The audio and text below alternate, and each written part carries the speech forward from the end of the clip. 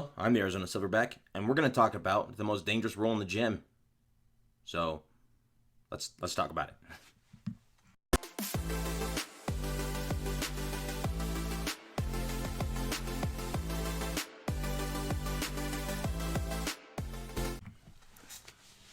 All right, the most dangerous role in the gym is the black belt that rips your arms off your body and reattaches them to your feet. So now you walk around as a foot pedal leg thing. No. The brown belt, who is merciless and just wrist lock you and doesn't care. He just leaves you there when he's done and doesn't have much to say. No. The purple belt, who's trying to make a name for himself, so he manhandles you, doing circles and knees on you just to show how good he is and no longer has a blue belt. Tis the blue belt. The guy who has just enough experience to start figuring out jiu-jitsu. No. The white belt. Yeah. So the white belt isn't as harmless as you think. You're actually one of the most dangerous ones out there. And the reason is because you're unorthodox. You're willing to try things that nobody else is. Upper belts, when we roll, usually it's a good technical roll. I've rolled with some that don't. And you kind of know what to expect. So rolling with the black belt, I don't know what he will do. I know that the things that he will do will be jiu-jitsu. And jiu-jitsu versus jiu-jitsu, I know. Like, I can handle that. However, when we're talking about an unknown, you have a person who's going to be trying things. And you know what? That's really cool. I like rolling with white belts because the things they do aren't necessarily orthodox things to do. But that's also where a little bit of the danger lies. First off, they're going to try things that are sometimes high risk. They're going to do things that could potentially lead to injury. And some of those things will be like to grab your lapels and leap over you going head first into the mat. Jumping into a position where both their knees land on your face and you get black eyes. You know, they're willing to try stuff they don't know. And usually I'll let them like kind of go and learn. I actually had a student once. He fought under me in the cage. And when he first started, he's looking at me. He lays to his side, and we're unattached, so he just fell to the floor, and he started barrel rolling at me. To my disbelief, I had no idea what he was doing. So I just watched him roll right into me, and when he rolled into me, the way I was standing, he steamrolled my ankle and sprained it.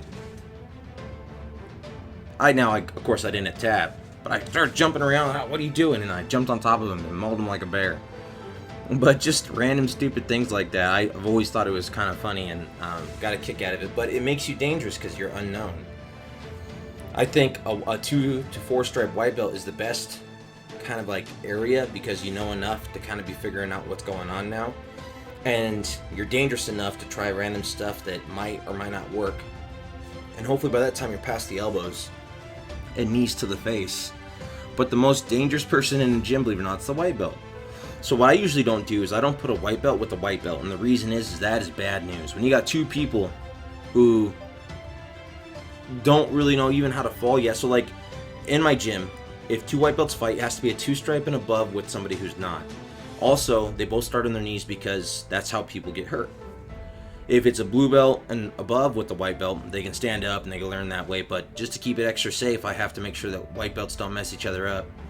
So I don't let brand new people roll brand new people, and it just keeps everything safe because white belts are the most dangerous belts. And there's grapplers out there who will hurt you and are dangerous, like they don't know any better and they just don't ever learn or relax. But most of the time, the most dangerous guy in the gym is a white belt. Well, anyway, that's really all I have for you today. We're getting back to normal. A lot of you guys have been really cool and supportive and kind of accepting. I going through some health stuff and with my heart, I have a heart problem and it's not looking too good, but I haven't given up hope, and we'll see kind of what happens. There's probably gonna be days if we're gonna be doing some tests this Friday, so I don't know if there'll be a Friday video, but when we do these tests I'll know a little bit more, and then I might have to leave town for specialty things and we'll go from there. And I was also thinking about doing some product reviews. Let me know what you think about that. So I don't know what you guys know about gi companies, but I was thinking about ordering maybe some King's gis, some Breakpoint gis, some Fuji gis, 93 brands. These are all companies I've used before. And I was going to do product reviews on the gis and the quality and what I think about it and what to look for in gis and the care and treatment. So I'll do like a product review of that. And I'll do like the finger tape, the backpacks, the fanny packs, which are super cool and in right now. You should get one. If you want to get one, look at the Fighter's Market. Great one. And the idea is not to be pushing my ideas on it, but to educate you about the product and what you're buying. Let me know if that's something that interests you. Well, I'm the Arizona Silverback, and now you know. See you next time.